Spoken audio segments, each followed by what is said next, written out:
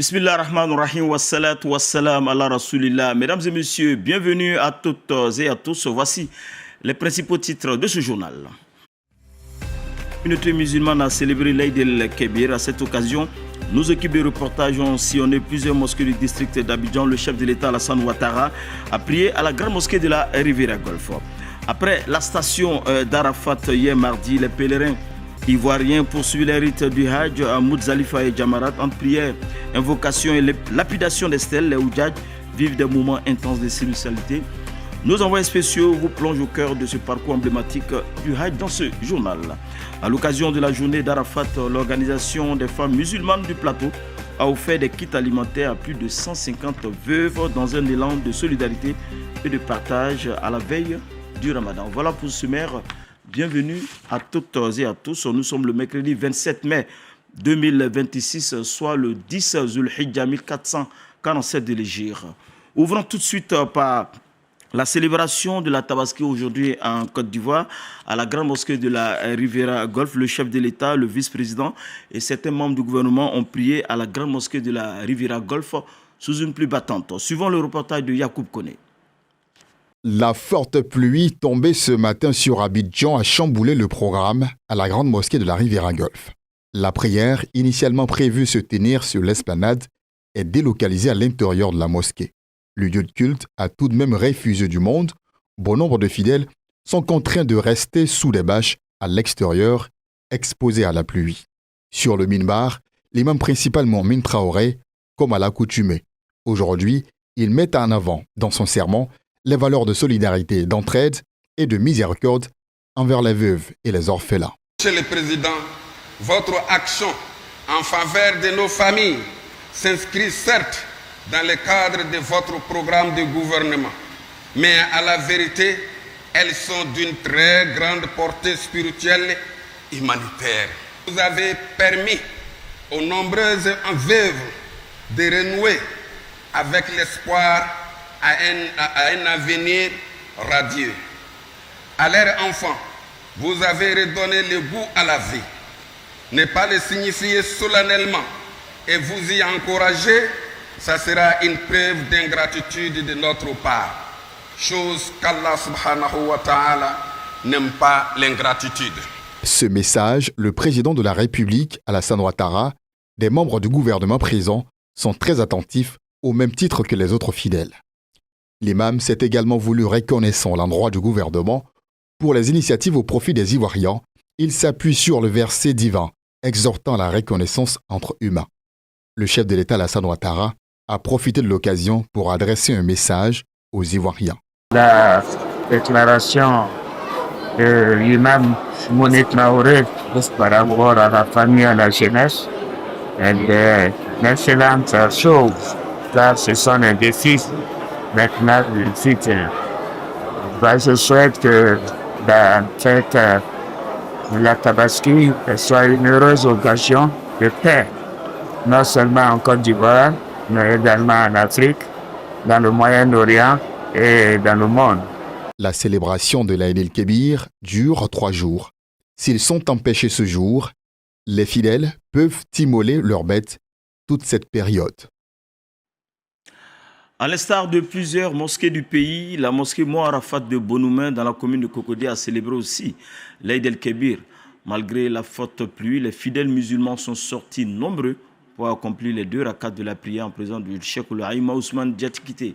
Dans son sermon, l'imam adjoint de la mosquée Ousmane Silla a exhorté les fidèles à la piété, à la fraternité, à la solidarité, conformément au thème central retenu cette année par le COSIM. Le récit de Tiouzon Ouattara.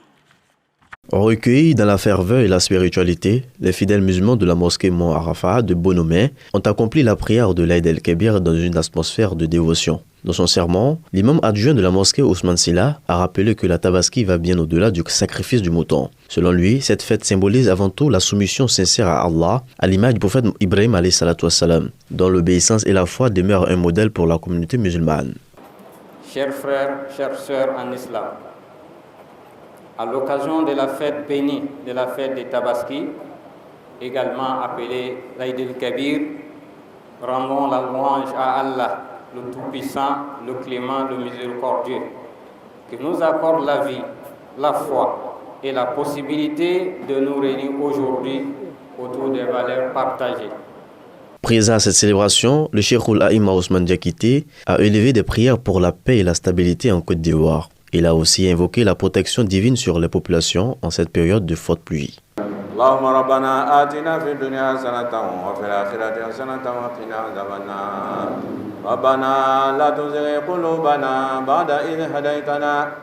Notons que le sermon intégral sera diffusé ce soir à 20h20 sur la télévision Al Bayan. Et puis, comme je le disais en titre, dans les autres communes d'Abidjan, ainsi qu'à l'intérieur du pays, les fidèles sont sortis massivement pour accomplir la prière de la Tabaski dans une atmosphère de ferveur et de recueillement. À travers les éléments de nos reporters, nous allons vivre cette célébration dans plusieurs communes d'Abidjan, mais aussi dans quelques villes à l'intérieur du pays. Suivons.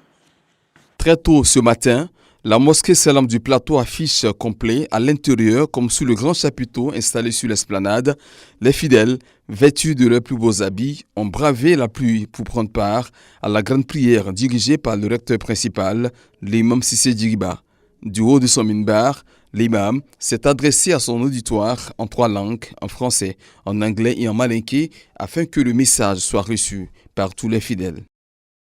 Nous vivons en paix en Côte d'Ivoire et cela symbolisé par les rencontres que les religieuses organisent. Nous partageons beaucoup, nous avons beaucoup à partager ensemble et nous voulons être vraiment ce modèle pour les autres leaders religieux des autres pays, que la religion soit une part des solutions aux problèmes et non que la problématique contraire se pose, que la religion devient une part des problèmes.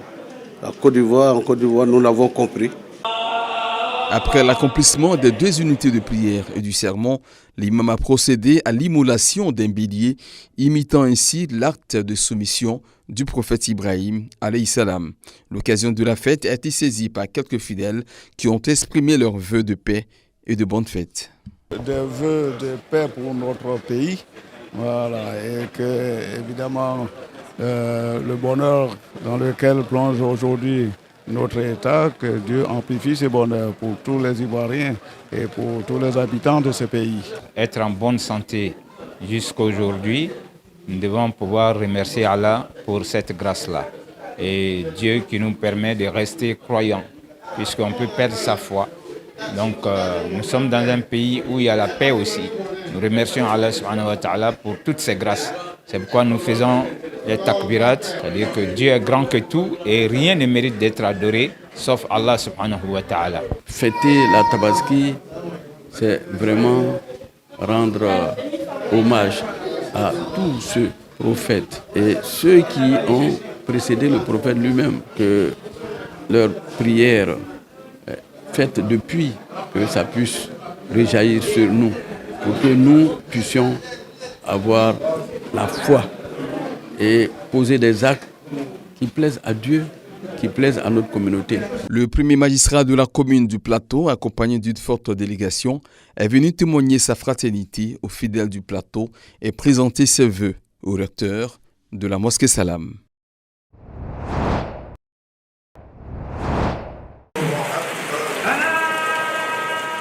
Malgré une pluie torrentielle qui s'est abattue sur la commune dès les premières heures de la matinée, les fidèles n'ont pas manqué les 2 unités de prière dirigées par l'imam adjoint de la grande mosquée d'Anyama, Mohamed Diaby.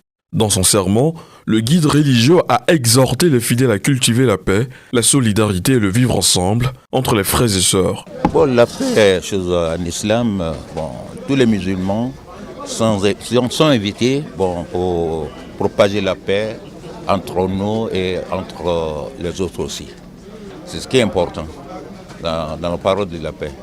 Et la paix nous appelle, nous tous. Donc nous tous, on doit respecter les principes que le mot la paix nous demande. La première magistrate de la commune, Fatim Bamba, après avoir accompli la prière avec la communauté musulmane, a adressé plusieurs messages à la population. Elle a notamment insisté sur l'interdiction de l'utilisation du gaz butane dans les taxis communaux, rappelant les récents accidents qui ont coûté la vie à plusieurs personnes. La Tabaski nous enseigne l'obéissance à Dieu, le partage avec les plus faibles l'amour du prochain et l'unité entre les peuples. En cette saison des pluies, je lance un appel à la prudence. Évitez les zones à risque, respectez les consignes de sécurité et protégez vos familles. Aucune fête ne vaut une vie humaine. Cette fête pour nous nous donne l'occasion une fois de plus de consolider la fraternité que nous avons entre nous et de prier pour la nation, de prier pour le président de la République ainsi que tous les Ivoiriens. Après la prière marquée par les invocations pour la paix et la cohésion sociale, l'immolation du bélier de l'imam a donné le coup d'envoi des festivités de la Tabaski à Anyama. Les gouttes de pluie qui s'abattent ce matin sur Marcory résidentielle n'ont en rien altéré la ferveur des grands jours. Venus en nombre, les fidèles ont bravé les intempéries pour accomplir la prière de la Tabaski. Dans son sermon, l'imam Karim Koulibaly a longuement insisté sur la piété et le sens du partage, les valeurs incarnées par le sacrifice d'Ibrahim. Dans notre message, nous avons adressé un message très fort à nos mamans et à nos sœurs qu'elles doivent se battre et comprendre la valeur qu'elles ont, la valeur que Allah les a accordée, en suivant aussi la patience et la résilience de notre mère Hajar, qui est la mère d'Ismaïl, qui a accepté d'obéir à son époux Ibrahim alayhi salam dans la foi, en restant à la Mecque, dans un lieu déserté où il n'y avait personne. Si elles obéissent à la parole d'Allah subhanahu wa ta'ala, Allah leur fera don des enfants qui vont gouverner ce monde-là dans la stabilité et dans la paix. Mais au-delà de la spiritualité, ce moment de communion a aussi été l'occasion d'aborder les réalités concrètes de la communauté. Profitant de la présence de l'honorable Cissé Tiemoko, les responsables du culte ont officiellement sollicité le député pour un projet de construction d'une mosquée. Nous lui avons adressé notre doléance d'avoir une mosquée ici dans laquelle nous allons prier. Et chaque prière dite dans cette mosquée sera la source de bénédiction. Une oreille attentive pour l'élu de la nation qui a réaffirmé son soutien constant aux populations. Je suis dans une satisfaction, dans une espèce de béatitude parce que je suis convaincu que les prières énoncées ce jour en ces lieux ont été exaucées par Dieu. Il ne peut pas en être autrement, l'imam vient de le dire. Mais regardez un peu le décor. Sous cet amas de tôles, de bâches percées, je crois que chacun a dû recevoir au moins une dizaine de gouttes de pluie de bénédiction. On a entendu les desiderata. Effectivement, la communauté a besoin d'une mosquée. Et je crois que nous serons les courroies de transmission. En attendant de voir ce projet de mosquée sortir de terre, la fête se poursuit encore sur 3 jours, selon les enseignements prophétiques. La mosquée Nour de Yopougon à Nanuré, compte tenu de la forte pluie qui s'est abattue sur la ville de cette matinée du Tabaski, les fidèles ont accompli la prière à l'intérieur de la mosquée. Après les 2 unités de prière, l'imam principal El Hadj Swaliou Ouattara Burhandine a rappelé la signification profonde du sacrifice du mouton, symbole de foi, d'obéissance et de soumission à Allah. Parce que c'est Allah subhanahu wa ta'ala qui avait recommandé l'immolation de Séna Ismaïl par son père, Séna Ibrahim, par un rêve. Et Dieu, dans sa miséricorde, a échangé la vie de Séna Ismaïl par un bélier. Et lors depuis ce jour, à l'arrivée du prophète Mohammed sallallahu alayhi wa sallam, Allah réellement nous a donné la Tabaski, aussi mouler cette bête, Inch'Allah. Celle-ci forme de rapprochement à Allah subhanahu wa ta'ala. Les fidèles venus nombreux, malgré les intempéries, ont salué ce message de sagesse et de rassemblement. Et cette fête a été préparée avec beaucoup de spiritualité, beaucoup de méditation. Nous attendons ce moment avec grâce et piété. Alhamdulillah. Aujourd'hui, on est à la mosquée et on prie Dieu qu'il accepte toutes nos supplications. Pour moi, la Tabaski, c'est une journée encore où on doit montrer notre unité, notre sincérité, notre intimité avec Dieu, à travers, comme on appelle, la prière. Dans une ambiance de recueillement et de ferveur religieuse, les fidèles de la mosquée Nour de Yopougon à Nanuré ont célébré cette Tabaski 1447 de l'Hégire avec foi et dévotion, portant dans leurs prières des vœux de paix, de santé et de prospérité.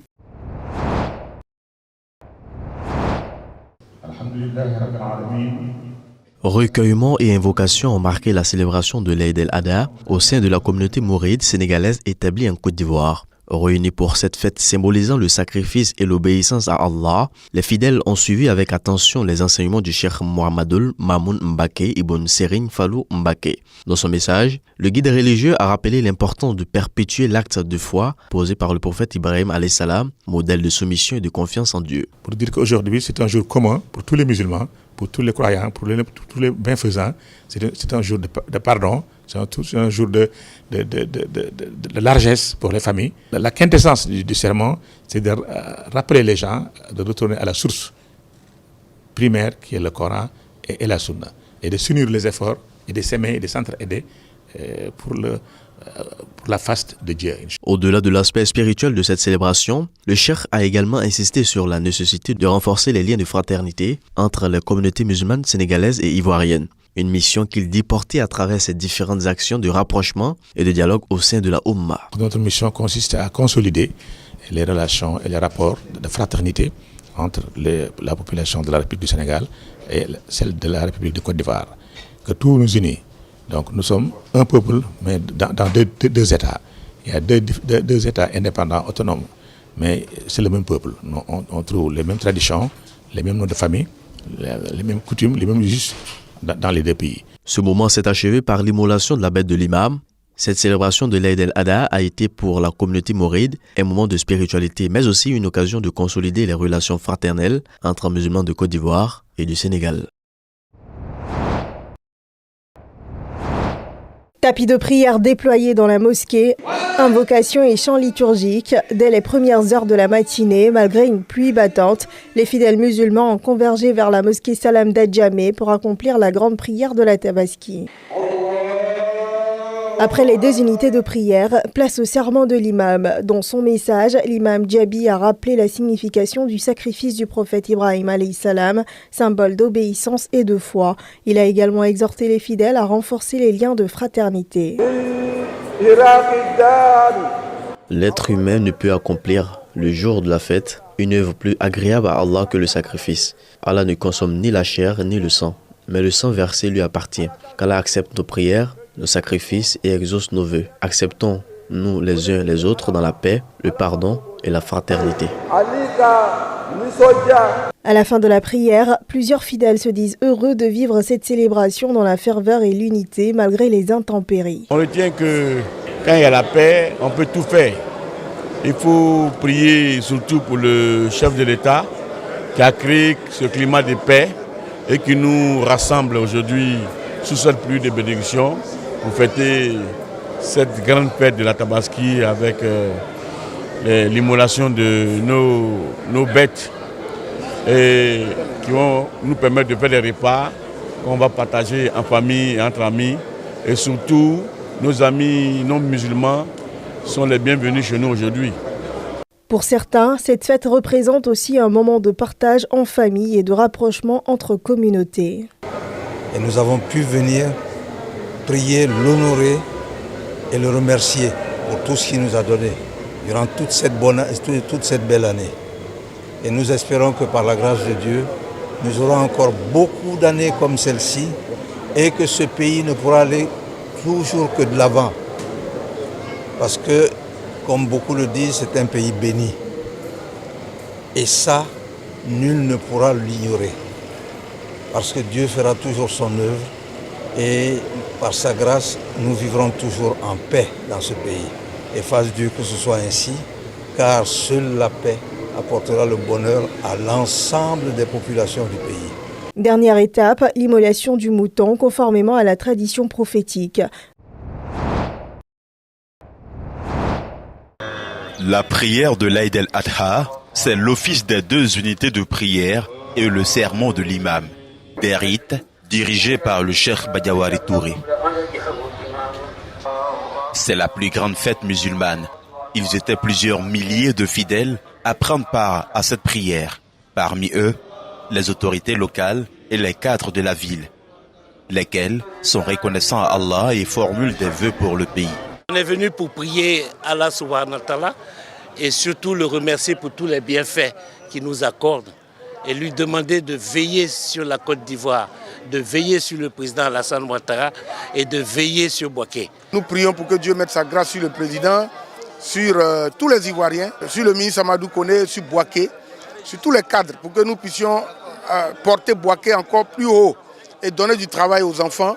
On a prié pour nous, prié pour la ville de Bouaké, prié surtout pour la jeunesse de Bouaké et prier pour que la paix, la cohésion et la stabilité puissent régner dans notre pays. Exemple parfait de cohabitation interreligieuse, les leaders d'autres confessions étaient aux côtés de la communauté musulmane à la grande mosquée de Dougouba. C'était la compilation des reportages sur la Tabaski ici à Abidjan et à l'intérieur du pays. Demain, Inch'Allah, les autres compilations dans les autres communes et villes. À présent, l'information sur le Hajj.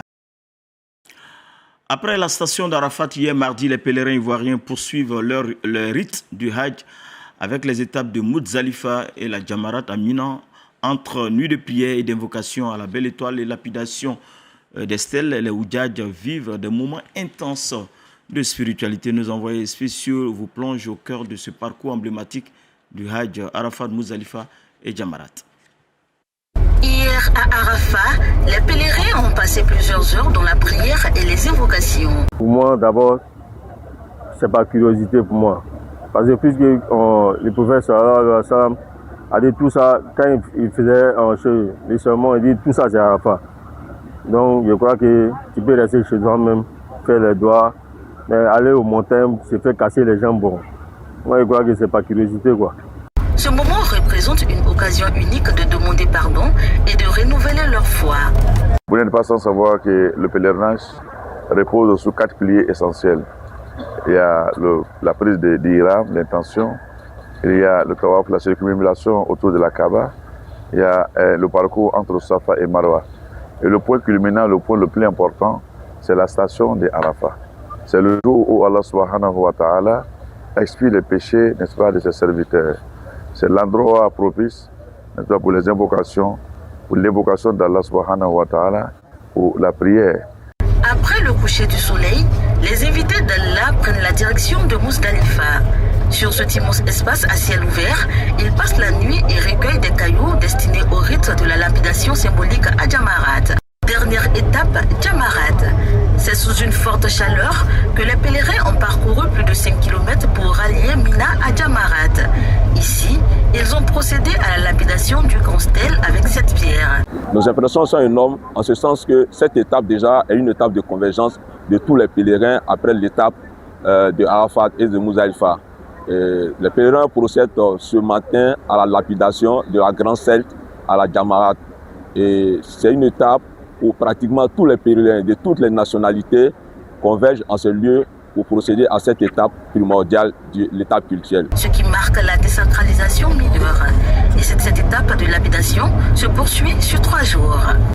Les 10 000 pèlerins du contingent ivoirien ont pris part à la station d'Arafat hier mardi pour la grande journée de prière et de bénédiction du Hajj. La cérémonie officielle a été marquée par la présence des diplomates ivoiriens, du directeur général des cultes et de l'amir du Hajj. El-Hadj Touré Ibrahim Ajoy et Adja Aïchatou Kone nous racontent. C'est la station d'Arafat qui marque le point culminant du pèlerinage. Tout le contingent ivoirien a été convoyé effectivement ce 9 Zulhijja sur le site à la grande satisfaction du commissaire du Hajj, Imam Bachir Ouattara. Nous continuons de prier pour notre patrie et pour le chef de l'État, son Excellence El-Hadj Alassane Ouattara. Son engagement constant et sa détermination pour le bien-être de ses concitoyens, et particulièrement pour les pèlerins ivoiriens, sont indéfectibles. Comme à leurs habitudes depuis plusieurs années, l'ambassadeur Drissa Koulibaly et le consul général Soumaïla Bamba ont sollicité auprès des imams des bénédictions pour le renforcement de la paix et de la cohésion en Côte d'Ivoire. Chers pèlerins invités d'Allah, le moment est à la prière et aux invocations. Aussi voudrais-je m'associer à vos dévotions et implorer Allah, le miséricordieux, afin qu'il maintienne la Côte d'Ivoire sous sa protection et sa bénédiction.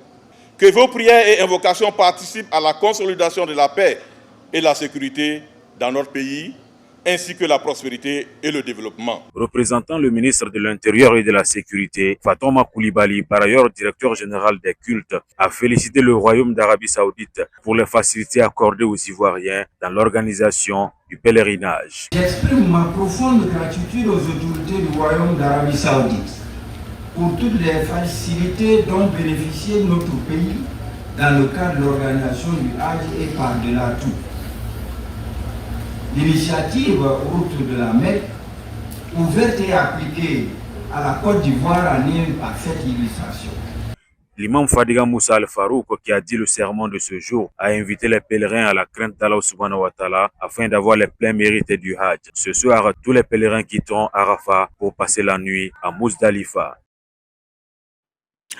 Et puis terminons ce journal avec les chiffres officiels du Hajj 1447 de l'Hégire. L'Arabie Saoudite enregistre 1 707 301 pèlerins de 165 nationalités. Parmi eux, 893 396 hommes et 813 905 femmes. Plus d'1 million de fidèles sont arrivés par avion, tandis que 441 049 travailleurs et 26 701 volontaires sont mobilisés pour l'organisation du pèlerinage. Et rappelons que le Hajj 1447 d'Égypte prendra fin officiellement le samedi 30 mai. Et nous souhaitons une fois de plus bonne chance à nos envoyés spéciaux, à tous les 10 000 pèlerins ivoiriens. C'est la fin de cette édition préparée par le duo Ouattara, Mohamed et Traoré et Youssouf, réalisé par Amidou Koné. Sambé Sambé, qu'Allah nous donne la santé et la foi. Merci de votre aimable attention. Je vous laisse en compagnie de Sanogo Mamadou pour le journal en langue arabe. Excellent sur le programme sur la télévision Al Bayan. Wassalamu alaikum wa rahmatullahi wa barakatuh.